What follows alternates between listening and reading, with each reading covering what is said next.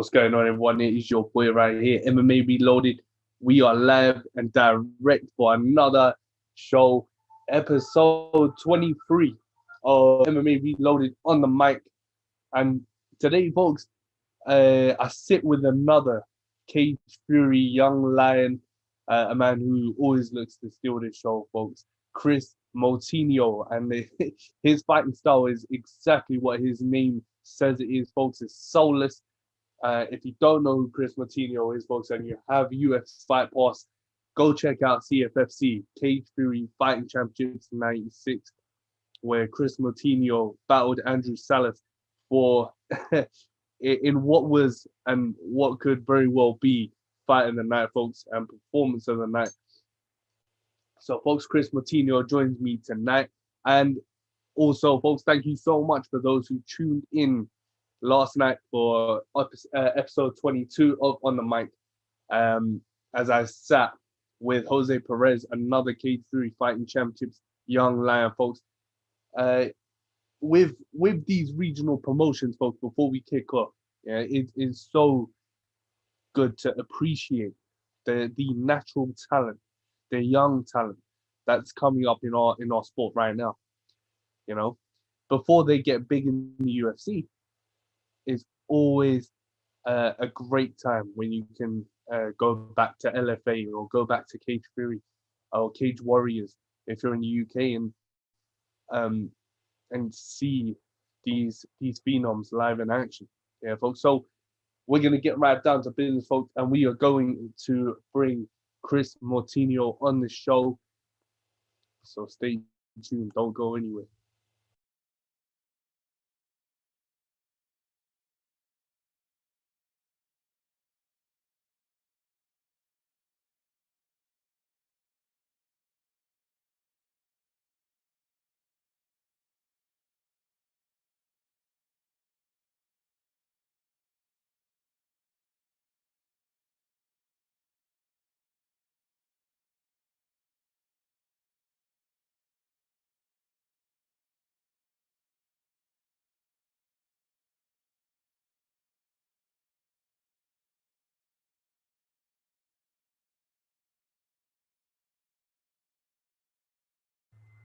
What's going on, folks? Welcome back.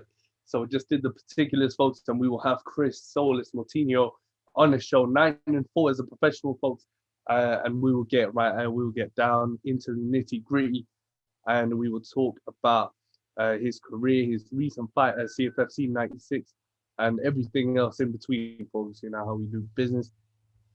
So it's almost time, folks. You know what time it is?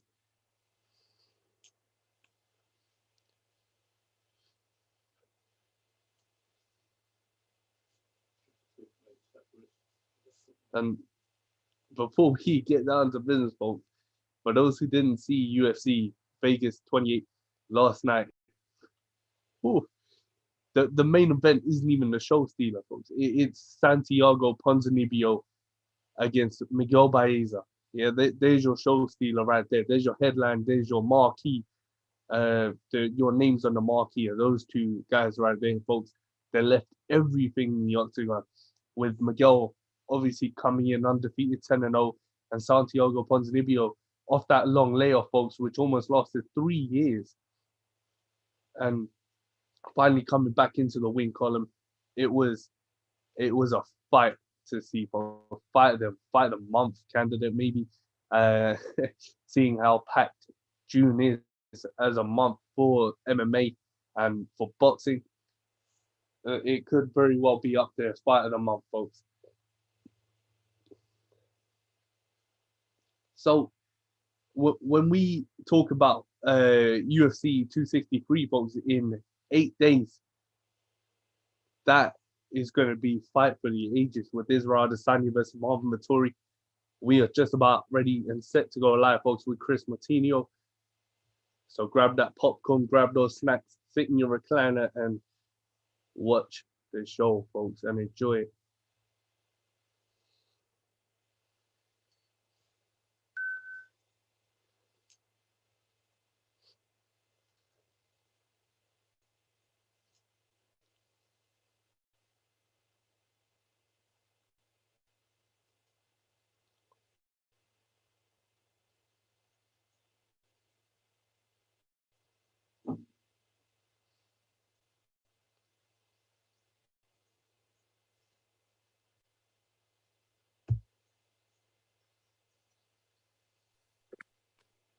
Hey, Kris. What's up, man? We How got are it you, now. brother? Good. How are you? I'm very well. I'm very well, man. Finally, to we get to chop it up right after all those times of trying, bro. Yeah, sure, for sure. It's awesome, man. I'm excited.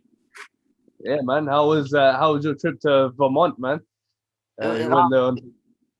it was great, man. It was great, relaxing. I got to see my family, and yeah, just a little break that I needed, before I start getting. Nice, bro. Yeah, nice, bro. And after a fight like you had at CFFC '96, a break is what you needed, right? Yeah, yeah, for sure, man. Take. I got away with it without too much damage, but still need that chance to recharge the batteries. Definitely, it was a fight that brought frustration more than anything, right?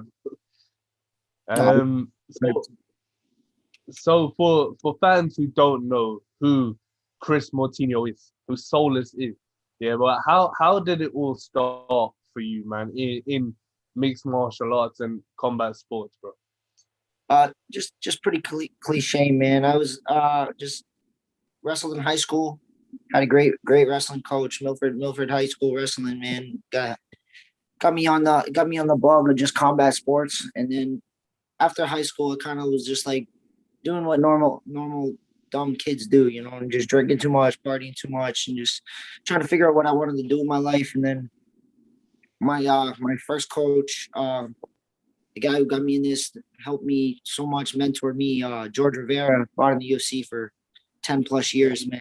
Showed me showed me the real thing about this sport, man. Taught me the lessons that I needed to learn, the good and the bad, the ugly of what this sport becomes, and how fleeting it is, and how easy it is. People come into your life and then leave when you're not doing so well. So this is the kind of stuff that got me in the sport, and good, the bad, all of it. I love every second of it, man. It's what keeps me going and keeps me driving to try to be the best. 100%, bro. And do you feel that fighters that come up like you, and show that commitment and dedication? Do you feel that there are some fighters who just walk into the sport and take it for granted? 100%, man. There's people that get there the easy way. You know what I mean? They fight the guys that they know they're gonna knock out. They're a little bit prettier than some of us, man. They got the look. They got the machine behind them that pushes the numbers a little bit. But when you see those guys, and you see guys like me, and you see guys like the guys I'm around, and you see those people make it, there's a difference. There's Mm. a difference in the levels on which they stay and which they go. You know what I mean? The guys that come up like me, they last. They've been in there 10 years, 15 years. You look at guys like Joe Lozon, came up the tough way, fought Jens Pulver and all these guys, and they last, man. They stand the test of time. And you see guys that fight tomato cans that are out in 2 fights. You know what I mean? There's just a difference in the way I come. Every guy I fought has been tough like that, tough like that last guy. You can look at records all you want, man. There's differences in records with bums and records with guys that just take tough fights and have a chin and can handle getting their ass beat every day. You know what I mean? And those are the guys I'm around. I take a loss, it hurts, and I build off of it.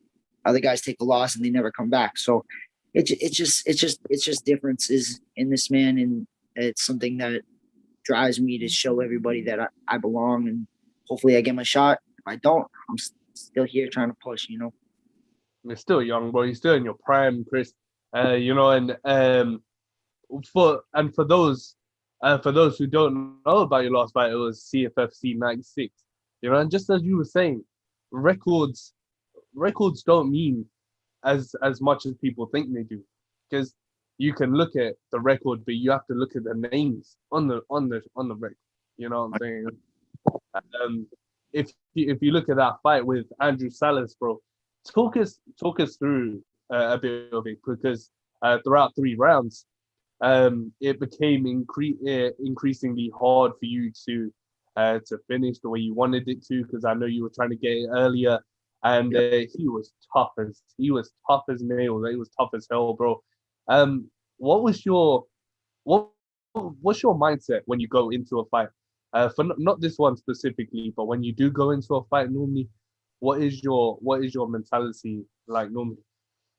It's changed over the years, man. It's right now. It's just trying to stay calm, and just trusting the process that me and my team have put together, man. That's my whole game plan. Just fight the way I fight, man. My team, being with Regiment Training Center and being with these guys for the short time I have, they haven't tried to change me as a person, man. Change the way I am. That's my toughness, the way I like to fight. They just tried to add tools to my tool belt, and it's just stay calm, stay patient. In this last fight, man, once he didn't go away, when I hit him with some of those big shots, I kind of got a little anxious, man. I kind of like was trying really hard to finish him, and I usually don't get tired, man. I got a little more tired than I did because I'm exerting my energy and I'm holding my breath and I'm not breathing properly. So it's cool, but some dudes just don't go away. Some dudes just don't want to die, and it's those are things you hear it all the time, man. You got to be willing if you're willing to kill somebody, you got to be willing to die. I heard that dudes I train with telling me that every day. You know what I mean? And it's a true statement, man. Sometimes you can't kill somebody, man. Sometimes you're hitting them with everything and they're not going away. That kid has been in there with some really tough dudes. His last fight was with a real black belt, man. I'm not a black belt, bro. I'm a purple belt. Never did gi in my life. You know what I mean? I ain't a black belt. I tapped him out, man. So like, you can tell me what you want. He hasn't been finished in 5 years, man. He hasn't been finished in 5 years against real black belts or against real things, and I finished him. So you say what you want, man. I'm ready to just go out there and just keep this train going, and hopefully we can keep going. And if not, man, I'll get back on the horse and we'll build it up again. 100%, bro. You will, and that horse, bro. There was nothing broken in that fight with your performance, right? To be honest, even you're saying that fatigue kicked in. Yeah, but it didn't really show because you kept walking him down and put on the pressure.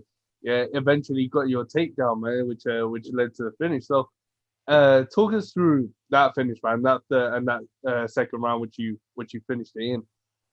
Did you feel that did you feel frustrated because you did try to finish it early, but it didn't pan out that way? Yeah, well, watching the fight on TV, when you have that outside perspective, it was better than I thought. But when I'm in the fight, I'm feeling like I'm getting hit a lot more than I was. At things I'm trying to land, I'm overcommitting on my punches. I'm not pulling like at some of the times when my coach wants me to pull. So there was just things, man. I was getting a little frustrated, man. I hit him with a couple really clean elbows, and I thought I had him, man. But then my arm started to get a little heavy. By the third round, I felt a lot better, man. I started moving a little more, and everything started to get a little cleaner. But yeah, man, I'm never gonna be happy. I'm never gonna be happy with my performance. Doesn't matter if I knock him out in 10 seconds or if I knock him out and I choke him out or we go to decision. I'm never gonna be happy. There's always gonna be something I want to do better, and there's always something we can work on and get better for the next guy. Because there's always every guy I fight is to me is the best fighter in the world. You know what I mean? That's what I'm looking at. That's what I'm training to be. That's what I'm training for, man, to be the best. And I'm not happy with just making it to the UFC or just making it to one of these big promotions. Like there's some guys that make it to these promotions and they think they made it. You know what I mean? I'm not happy with just making it. I want to be something. I want to be the champion. Then that's not even enough for me either. I want to be one of the greats. I want to be looked at as a Hall of Famer, and guys in any weight class that I'm one of the best. So it's lofty goals, but those are the goals that I'm looking for, man. I'm not happy with just the bare minimum. In my opinion, bro, fighters like you and guys like you, bro, who carry that mentality with them in their career, they're already winners, but they're already on their way to leaving a legacy. And you're right, bro, because you're right, Kris, because when fighters do come into the UFC, they feel like they made it and they get sloppy, you know. So for you to want to go and continue that legacy and keep building and building and building, I guess it motivates you and it gives you that drive to train harder, right? But I mean, going into every fight and continue to set goals for yourself. Yeah, for sure, man. Like I look at this stuff, man, is I don't. I've always been the person in my life, man, where I don't need to be coddled. You know what I mean? I don't need somebody to kiss my ass and tell me I'm gonna be good and tell me like I'm training hard enough. I know I'm training hard enough. I know the guys I train with. I know the guys I've been training with, and I know who's around me in the gym since my beginning of my career and who's now in every gym I've ever gone to. I've never been the guy where I don't hang. I can't hang. You know what I mean? I've been to super gyms. I've been to these big gyms that all around the world. I've been to Jackson's. I've been to all these things, and I don't walk into a room and feel like I don't belong there. You know what I mean? I've been to all these gyms, and it is what it is, man. Like I know that if I go to these places, I can get good work, but I know I get good work here, man. I'm with guys that are making it right now. Like I train with Jordan DeCastro and all these guys that have been in OC and Mitch Raposo and all these other guys and guys you don't even know, like other guys coming up like me, you know what I mean? And it's this is just the world we live in, man. Like we're dogs. And if you're not a dog in this sport, I'm gonna eat you. And this is the way I feel. And this you get in there with me, bro. Whether you win or lose, it's gonna be hard. It's not gonna be no easy fight. I ain't no easy fight. And this is what I'm trying to prove myself every day. I'm a prideful, big headed, stupid Portuguese kid from Milford, Massachusetts, man. Like I'm not here to just let you beat me up, man. You might win. I'm not perfect, man. I'm not unblemished, but it's gonna be a rough fight, and I'm gonna put myself ahead every time and see what I can do.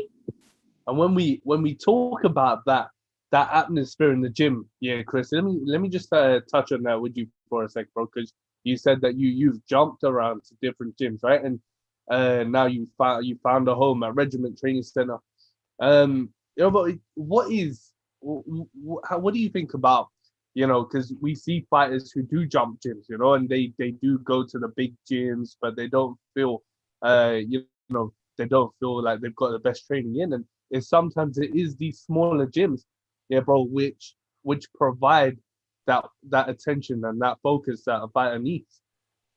Yeah, man. I've been like I said, I've been to all different kinds of gyms, man. It just it's an environment with like-minded people. That's how people succeed. People that have the same brain as you, people that are come from the same kind of backgrounds as you, that are tough like you and think like you, and have that can tell you straight up how it is when you're not doing something right, or when they think you should change something or fix something, or can give you that kind of criticism. I'm sorry, I'm stumbling on my words, but yeah, man, these are the people I'm around, man. I'm around guys just like me. I'm hard nosed, tough guys who are technical, skilled, can get in the dirt just like me. You know what I mean? And we this is the kind of environment I love. I love being able to be in sparring and talk shit and know that we're not going to be mad at each other, and it's just how it is. We like to talk shit and beat each other up, and then we go home.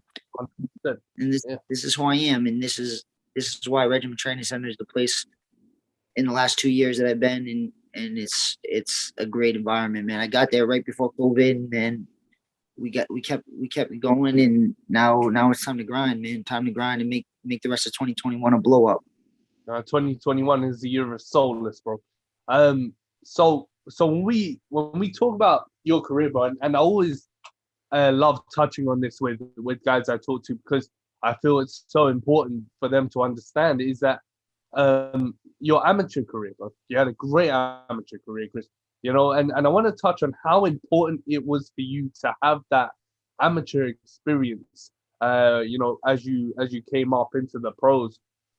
How important was that for you, bro? And what was your mentality like as an amateur? Pretty much the same as it is now, man.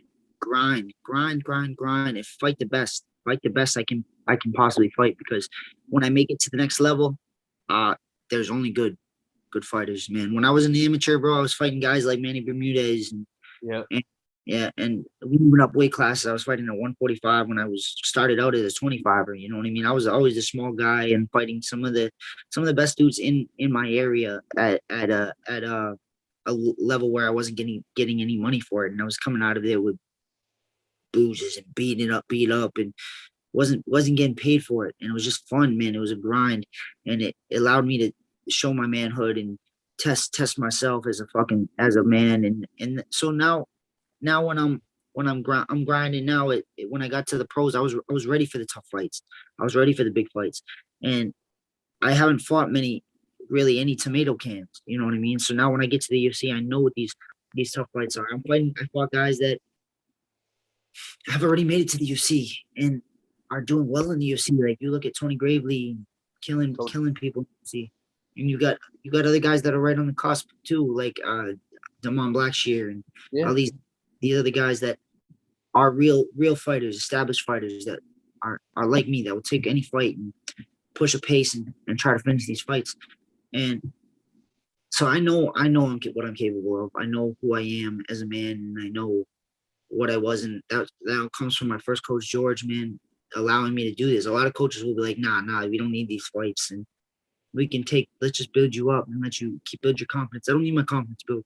I need to know that I'm able to do it. I need to really know. And it's because you let me, my gym partners, I used to train with heavyweights. I used to train with 85ers. I didn't just train with guys my weight. I trained with everybody, and they would beat your ass when you're tired and slow and you don't feel good and you're cutting weight. We didn't let each other tap each other and be like, oh, you feel great. No, we're not lying to each other. We're gonna beat each other's ass, and every day we're gonna know that we're able to make it. Yeah, that just comes from like your just years of training, bro, really, and your mentors. Like you were talking about being mentored by Jorge Rivera, bro. I mean, that guy's a fucking legend. You know what I'm saying? And was that the would you say Jorge Rivera is the guy who really installed that mindset into you, bro? That you gotta think like a dog. If you're not a dog in this sport, then there's no point, bro. Yeah, there's a few guys, man, but he's definitely the one of the main ones for sure. I love that guy with all my heart. I got his gym logo tattooed on my body, man, for the rest of my life. Like that guy's family to me. And when I make it to the big show, I'm gonna fly his ass to the thing to watch it happen. You know what I mean? So there's a lot of guys. My wrestling coach in high school was a dog as well. Like that guy used to just beat our ass and just make fun of us the whole time. And these are the kind of things you have to have tough skin around these people. You have to know that you can handle it. If they're beating your ass, they're gonna let you know they're beating your ass. And that's the thing. Like a lot of guys, they don't want to do that kind of shit. They don't want to be in that room like that. They want us to just play touch button, have fun. And this ain't fun to me. This ain't fun to me. This is fun to me, but it's not fun to me. Like this is everything I want to do with my life. This is what makes me happy. This is the only thing I've ever loved as a job. You know what I mean? Like I don't go to work every day and just be like, oh, this I could do this. No, I hate everything.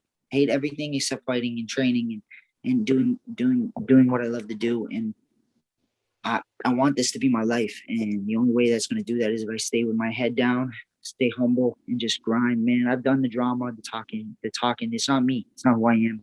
It's not me as a person. I'm just here to fight. And I guess another thing that attributes to that, a big part of that, and another thing that really touches close to me with this sport is culture and heritage and your background. Yeah, bro. We see Africans, we see Latinos, we see Europeans. Yeah, but I mean, coming in from a Portuguese background, Kris.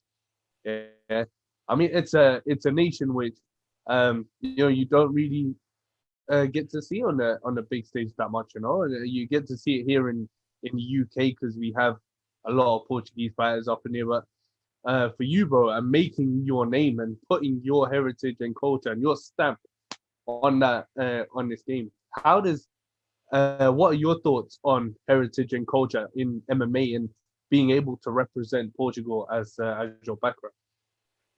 Yeah, man, it means a lot. I have I'm only half Portuguese, so I admit it. That I'm a half Portuguese. I'm a mutt, but I'm that side of my family is a very very prideful people, man. I grew up going to my dad's house and seeing my whole family and on stuff and seeing how hard these people work and it's cool, man. It's cool to be able to represent because there's not many guys doing it. Like you got guys like Jorgen and Mitch now in the Ultimate Fighter, and then you got guys like in the UFC like Randy Costa and stuff.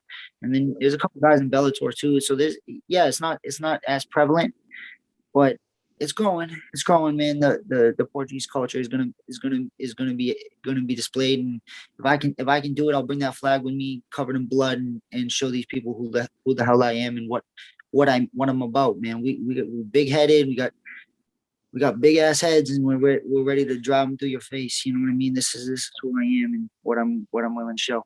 I love your fucking mentality. I love that shit. But you make me want to fucking go outside right now and beat the fuck out of someone.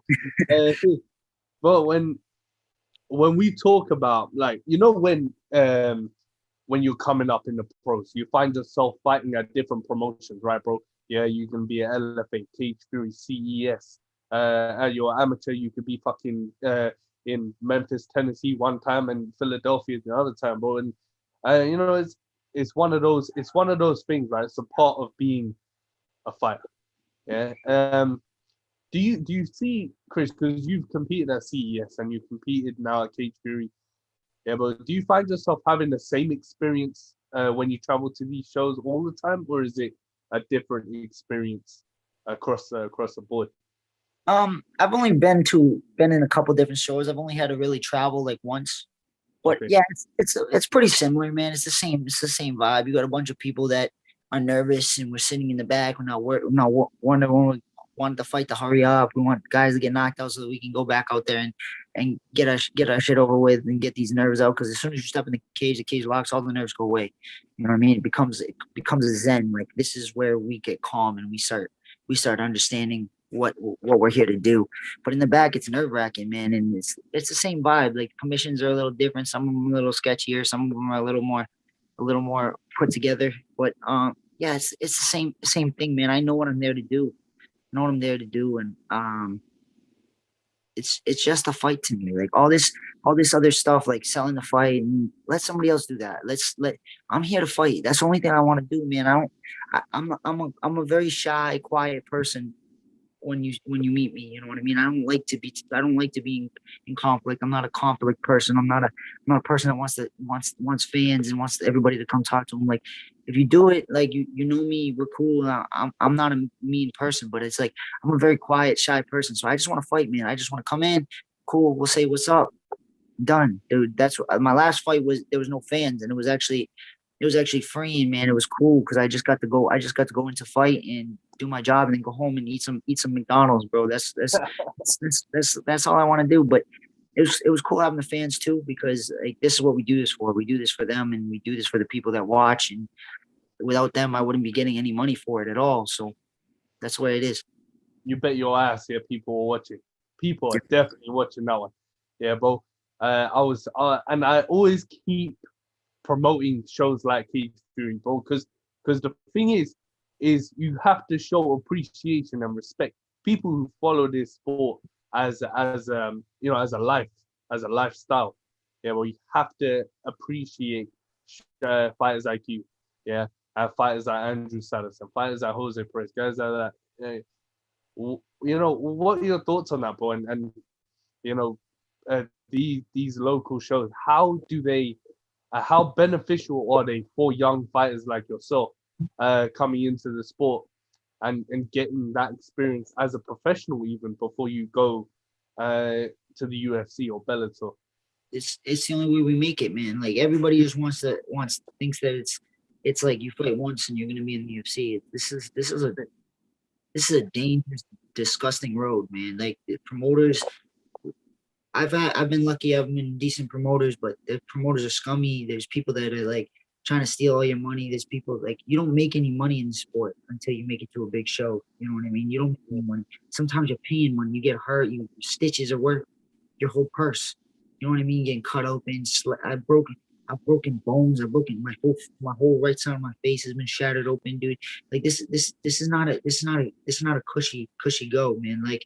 And this is the thing about it, man. You need these promotions giving us fights,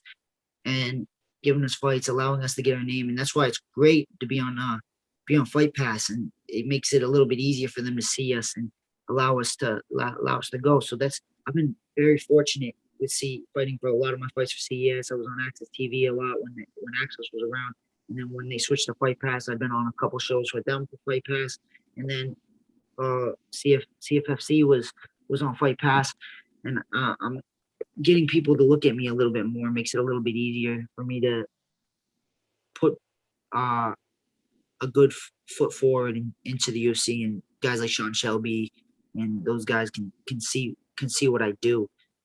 And I feel like I'm the guy that they're asking for. You hear all these like looking for fighters, Ultimate Fighter, all these shows that they like. Jane is looking for a guy who's gonna come and push a pace, fight the whole time. He's not gonna lay on guys. He's looking for finishes. I feel like I do that every fight, man. I feel like every fight I've had, even the ones I've lost, I'm going to finish. I'm going to finish, whether I get my ass knocked out or I get choked out, or I choke them out or knock them out. Like, I'm going the entire time and I don't slow down. We're throwing punches the entire time. You see, bro, my problem with him saying that is that nowadays, with the level of competition going up the way it does, and you said it yourself, Kris, early on, is that you're fighting the best. You're fighting the best. The best fighters you can find, you're fighting them, right, bro? And that looking for a fight on the Contender Series, you're not fighting no piece of shit. You know what I'm saying? You're not fighting no guy who just come out the gutter. You're fighting someone who's equally as hungry as you are, right, bro? So do you think when Dana does say that kind of stuff here, that it is just for motivational purposes, and nowadays with this level of competition, it is hard to finish unless you really push for that finish? I don't know why he's saying it, man, but that's what I've lived my life behind. That's my creed now, is I need to finish these motherfuckers. If they're better than me, I need to finish them. If they're worse than me, I need to finish them. If they're as good as me, I need to finish them.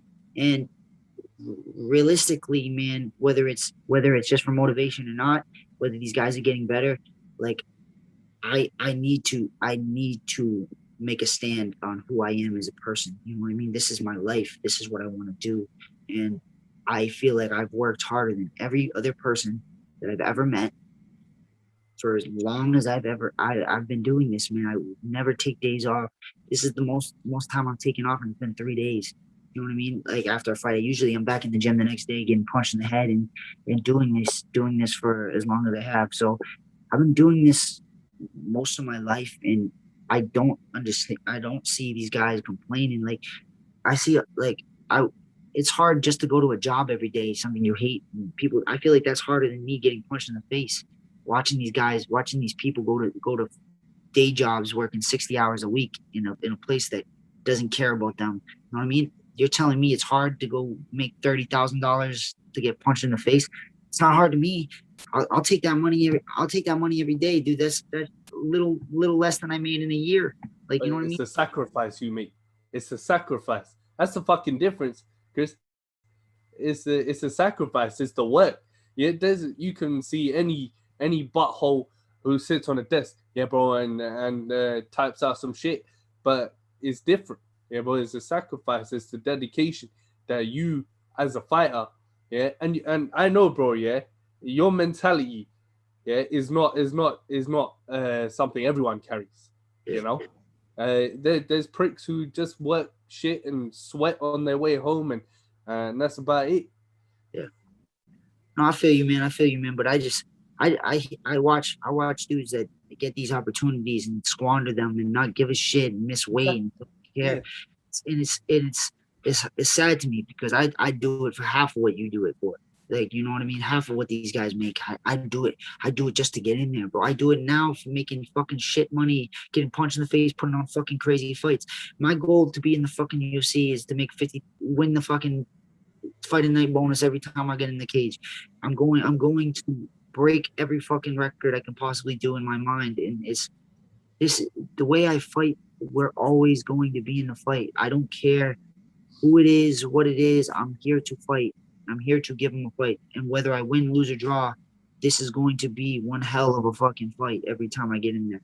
100 fucking percent. 100 fucking percent, bro. And then just to wrap us off, Kris, who are some of your inspirations? in this sport. We talked about Jorge Rivera and your wrestling coach, bro. But who are some people that have inspired you and who do motivate you to do what you do? Dude, it's less like there's a couple fighters, man, couple fighters like, and they're not even like big name fighters. When I was younger, it was like I would watch GSP and Michael George, and then like, but there's local guys that I saw watching coming up in the sport, like Dennis Paiva and Greg Labello and stuff like that I motivate. Yeah, but most of the people that inspire me are just my family, dude. My mom, seeing her work my whole life and seeing her work as hard as she did. My girlfriend, seeing how hard she works and what she puts up with and deals with me, and just all the people around me, man. All my teammates, all my coaches, Brian and Tommy, and seeing how they go, and all the coaches that brought me up, man. I've been very fortunate having great coaches my entire career. My old gym, the gym I'm at now, and all coming up through wrestling and everything. I've always had great coaching, man. I've always had great coaching, and just now I'm at a place where I can absorb the information a lot better than when I was younger. And I'm in a good spot, and hopefully we can just keep the train going, and hopefully motherfuckers get on the track and let me run them over. Bro, oh my god. Fuck. Now let's come out of the deal right now, man. Bro, if I may say, and I'm gonna say this with all my heart, yeah, you are one of the realest guys I've ever spoken to in my whole life, bro. Yeah, and I grew up tough as well, man. So I can relate to you and that mentality, yeah, bro. Because it gets hammered into you, right, bro? By your family, watching, see how how hard your families work to provide for you, and you know, and now you're trying to repay that favor. No, 100%. Yeah, man. Wow. I'll never be able to repay it, though. I'll never be able to repay what people have done for me. Never in my life. No matter how much money I make, no matter it doesn't matter, man. I'll never repay it, but I owe everybody everything. And thank you, man. I'm glad you said you feel that way, but yeah, y'all. All I've been meeting lately is real motherfuckers. You're a real motherfucker. As long as, dude, real recognize real in this world, man. And it is what it is. And I'm just here to show that, like, you don't have to be one of these fake dudes and taking the easy way. You can take the hard way and you're still gonna make it, dude. You just gotta push, and it's just gonna take a little longer than some of the other guys. But bro, Kris, man, that's just the world we live in right now, bro. That's all it is. People think they can just take shortcuts, but that's not the way shit works out here, man. You're gonna have to get busted up, and sooner or later, yeah, you're gonna have to bleed to fucking make it happen. Yeah. But I wanna thank you, man, for coming on the show. I know we've been talking about doing it for a long time, and finally made it happen, man. It was fucking worth it, man, 100%. So Kris, bro, thank you so much, bro, for making it happen today, man. No, thank you, brother. Thank you for allowing me to get my name out there and helping me grow, man. This is what the sport needs, man. We need more people helping each other grow and build this thing up, man. And that's it, man. That's it. I appreciate you guys. I appreciate everybody that's allowing me to spread my message. Hey man, you know what? With me, yeah, I don't have guests, bro. Yeah, I love every single person I talk to, bro. Yeah, because I love this shit. Yeah, straight up. You know, I love fighting, bro. And well, you are definitely, and I will always be there for guys like you, man. Yeah, to come in and get your name out there, bro. Yeah, man. So Kris, bro, take care, man. Have a good day. Yeah, and yeah, man, run it, bro. Own it. For sure.